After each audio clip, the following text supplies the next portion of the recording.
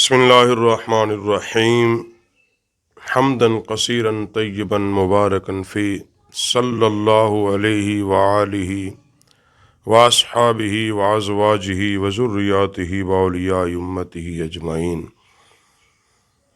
مولاي صل وسلم دائما ابدا علی حبیبک خیر الخلق کلہم هو الحبیب الذی ترجى شفاعته لکل حول من الاحوال مقتحم۔ مولاي صل وسلم دائما ابدا علی حبیبک خیر الخلق کلہم۔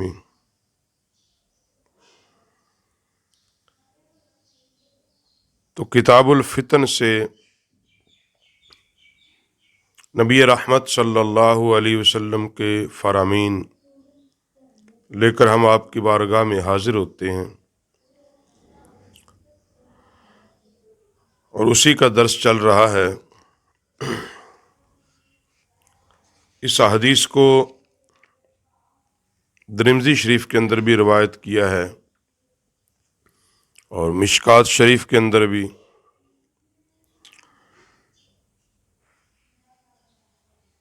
کہ فرماتے ہیں کہ حضور سید عالم صلی اللہ علیہ وسلم نے فتنوں کا ذکر کیا تو آقا علیہ الصلوۃ والسلام نے فرمایا کہ بہت قریب ہیں فتنے۔ جب نبی علیہ الصلوۃ والسلام نے فتنوں کا ذکر کیا تو حضرت ام مالک رضی اللہ تعالیٰ عنہ فرماتی کہ میں نے عرض کی، یا رسول اللہ صلی اللہ علیہ وسلم، اس میں بہترین آدمی کون ہوگا؟ جب فتنے اس قدر ہو جائیں گے، آپ نے ذکر فرما دیا، اور یقیناً آپ کی زبان رسالت سے جو جملہ نکل گیا ہے وہ ہر قیمت پر پورا ہوگا، وہ مکمل ہوگا، وہ ہو کے رہے گا۔ آپ کی زبان ترجمان سے نکلی ہوئی بات پوری ہو کے رہنی ہے۔ جب اس قدر فتنے بپا ہوں گے تو پھر اس زمانے میں سب سے بہترین آدمی کون ہوگا؟ تو آقا کریم صلی اللہ علیہ وسلم نے فرمایا، وہ شخص جو اپنے جانوروں میں رہے گا، ان کا حق ادا کرے گا اور اپنے رب کی عبادت کرے گا۔ مطلب کیا کہ اگر کسی بندے کے پاس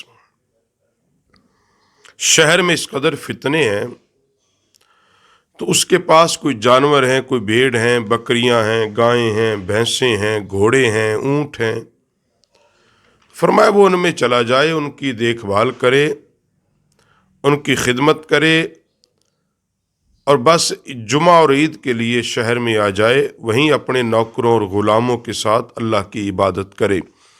تو فرمایا اس حال میں وہ بہتر ہے کہ وہ اپنے رب کی عبادت کرے، وہ شخص بڑا بہتر ہوگا۔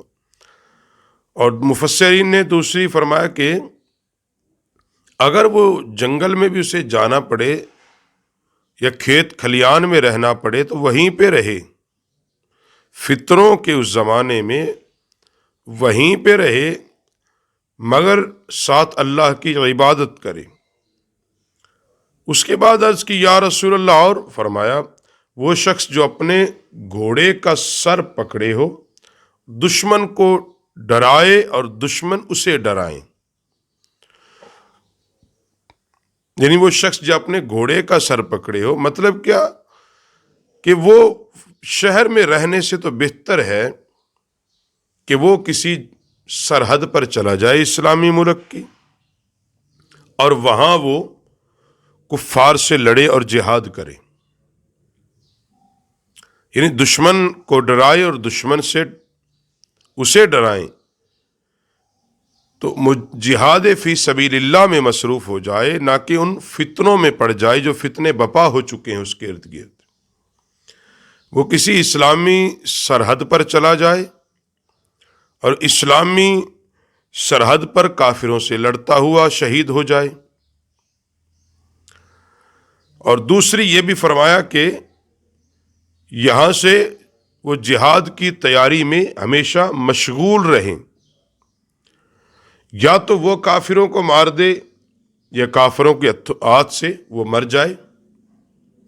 تو بہترین انسان فتنوں کے زمانے میں نبی رحمت علیہ السلام نے فرمایا کہ یا تو وہ بالکل جنگل میں چلا جائے، اپنے جانوروں میں رہے، وہیں پہ اللہ کی عبادت کرے، اللہ کی تسبیح بیان کرے،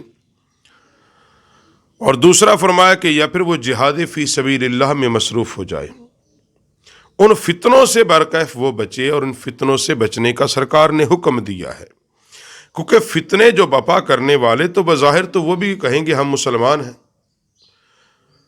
آگے دوسری روایت کے اندر حضرت عبداللہ بن عمر پاک فرماتے ہیں کہ نبی کریم صلی اللہ علیہ وسلم نے فرمایا ان قریب ایسا فتنہ آئے گا جو سارے عرب کو گھیر لے گا۔ ایسے فتنے بپا ہوں گے جو سارے عرب کو گھیر لیں گے، اور وہ طرح طرح کے فتنے ہوں گے، اور اس حال میں جب کوئی عرب لڑے گا تو وہ اس لیے نہیں لڑ رہا ہوگا کہ اسلام کی ترجیح کے لیے، وہ اس لیے نہیں لڑ رہا ہوگا اسلام کے پھیلاؤ کے لیے، بلکہ وہ اقتدار کے لیے لڑ رہا ہوگا۔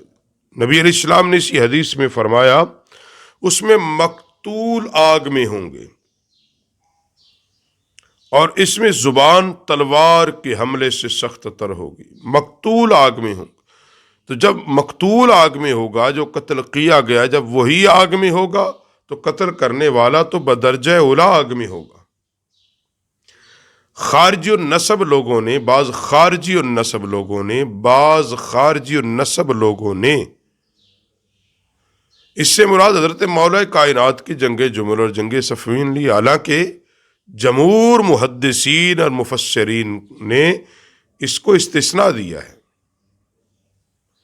فرمایا وہاں جو ہے اجتہادی غلطیاں حضرت امیر المومنین پاک حضرت امیر معاویہ رضی اللہ تعالیٰ عنہ سے جو ہوئی ہیں وہ اجتہادی غلطی ہے، اللہ معاف کرنے پہ قادر ہے۔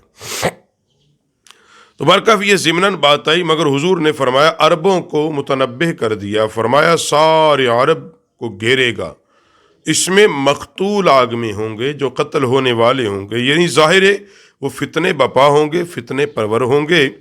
اب ان کو جب کچلا جائے گا، ان کو مارا جائے گا، بظاہر وہ اپنے آپ کو مسلمان بھی کہیں گے، وہ مسلمان ہو بھی گے، لیکن چونکہ فتنے اس قدر تیزی سے پھیل رہے ہوں گے، فتنوں میں گر چکا ہوگا، تو پھر وہاں قاتل اور مقتول دونوں جہنم میں ہوں گے۔ اب یہ بات بڑی عیاں ہو چکی ہے، اب عرب ممالک میں دیکھ رہے کہ وہاں جو کچھ ہو رہا ہے وہ صرف اقتدار اور کرسی کو بچانے کے چکر میں ہو رہا ہے، تاکہ اپنے اقتدار کو دوام دیا جائے۔ ان کی تلواریں، ان کا مال یا ان کے معاملات جو ہیں وہ اسلام کے لیے نہیں ہیں، فقط اپنی کرسی کے لیے ہے۔ جہاد بنتا ہی اس وقت جہاد ہے جب وہ خالصتاً اللہ کی رضا کے لیے ہو۔ جہاد اس وقت ہی جہاد بنتا ہے جب وہ خالص ملک و ملت و قوم اور اسلام کی سربلندی کے لیے ہو۔ اگر ذاتی کرسی کے لیے ہو پھر وہ جہاد نہیں ہوتا، پھر اس کو علماء نے فساد کہا ہے۔ آگے دوسرے مقام پر حضور علیہ السلام نے فرمایا ابن ماجہ میں، فرمایا اس میں زبان تلوار کے حملے سے سخت تر ہوگی۔ جب فتنے بپا ہو جائیں گے تو زبان کا جو حملہ ہوگا وہ سخت ہوگا، کس سے؟ تلوار سے بھی، اور وہ زمانہ اب آ چکا ہے۔ وہ کس طرح سخت ہوگا؟ جیسے چغلی، غیبت، گالی گلوچ، فحش کلامی، اور یہ زبان ہی تو ہے کہ جو ظالم اور جابر بادشاہ کے آگے جب جا کے وہ چغلیاں لگاتے ہیں تو وہ اہل حق پہ پھر ظلم کرتا ہے۔ تو اس زمانے میں آپ دیکھ لیں کیا کچھ نہیں ہو رہا کہ زبان جو ہے وہ تلوار سے بھی زیادہ کام کر رہی ہے، کہ بادشاہوں اور حکمرانوں کی قربت حاصل کرنے کے لیے وہاں جا کر چغلیاں کی جاتی ہیں، کن کی؟ اہل حق کی، کہ تمہارے خلاف دیکھو یہ کام کر رہے ہیں، وہ اسلام کی بات کر رہے ہیں، حق کی بات تو کر رہے ہیں، مگر تمہاری حکومت اس سے گر جائے گی۔ اگر اس کو نہ روکا گیا تو تمہاری کرسی اور اقتدار کو خطرہ ہے۔ تو نبی علیہ السلام نے فرمایا کہ زمانہ آئے گا کہ جو زبان ہے وہ تلوار کے حملے سے سخت تر ہوگا۔ دوسرے مقام پر حضور امام الانبیاء سید الانبیاء صلی اللہ علیہ وسلم نے فتنوں کا ذکر کرتے ہوئے فرمایا کہ آقا علیہ السلام نے فرمایا ان قریب بہرے، گونگے اور اندھے فتنے ہوں گے. ایسے ایسے فتنے بپا ہوں گے جو نہ تمہارے سننے میں آئے، نہ دیکھنے میں آئے، نہ تم بول سکو گے. ایسے فتنے ہوں گے کبھی تم نے دیکھا تک نہ ہوا. اور ایک اور دوسرا فرمایا وہ ایسے ہوں گے کہ تمہیں نظر نہیں آئیں گے. اور جو ہی ان فتنوں کو دیکھنے والا کوئی تماشائی بن کے ان کے قریب جائے گا، وہ گھیرا جائے گا، وہ اس میں بپا ہو جائے گا، وہ اس گناہ میں شریک ہو جائے گا، اس فتنے میں شریک ہو جائے گا. اب دیکھ لیں کہ جب ایک ناچنے والی ناچتی ہے، اس کے ارد گرد کون ہوتے ہیں؟ فتنہ تو وہ بپا کر رہی ہے، اب وہ دیکھنے والے وہ تماشائی ہیں، اور آہستہ آہستہ وہ دیکھتے دیکھتے وہ ناچنا شروع کر دیتے ہیں. اس لیے نبی علیہ السلام نے فرمایا کہ جو نے دیکھے گا وہ فتنے ان کو اچک لے جائیں گے، اس کے دل میں گھر کر جائیں گے، اس کے دل میں وہ داخل ہو جائیں گے. اور ان میں جو زبان چلانا وہ تلوار کی طرح ہوگا. زبان ان کی بہت چلے گی، تلوار سے بھی تیز زبانیں چلائیں گے. لیکن ان سے کیا کرنا کیا ہے؟ وہی جو میں نے شروع میں بات کی، جب فتنے اس قدر بپا ہو جائیں، بڑھ جائیں، سر کو آلیں، رہنا مشکل ہو جائے، تم سمجھو کہ یہاں اب رہنا میرے لیے مشکل ہے، ایمان کا بچانا مشکل ہے. تو اس کے دو ہی صورتیں اور دو ہی راستے ہیں. ایک راستہ یہ ہے کہ وہ گھر کے ایک کونے میں چلا جائے، گوشہ نشین ہو جائے، ساری دنیا کو چھوڑ دے، فقط اپنے اللہ کی عبادت میں مشغول ہو جائے. دوسرا اپنے جانوروں میں چلا جائے، جنگل میں چلا جائے، کھیت کھلیان میں چلا جائے، جمعہ اور عید کے لیے شہر میں آ جائے. باقی اپنی عبادت وہیں اپنے نوکروں چاکروں غلاموں کے ساتھ وہاں باجماعت نماز پڑھے، اللہ کی عبادت کرے، جانوروں کی دیکھ بھال کرے، اپنی گزر اوقات کے لیے وہیں کوئی مصروفیت بنا لے.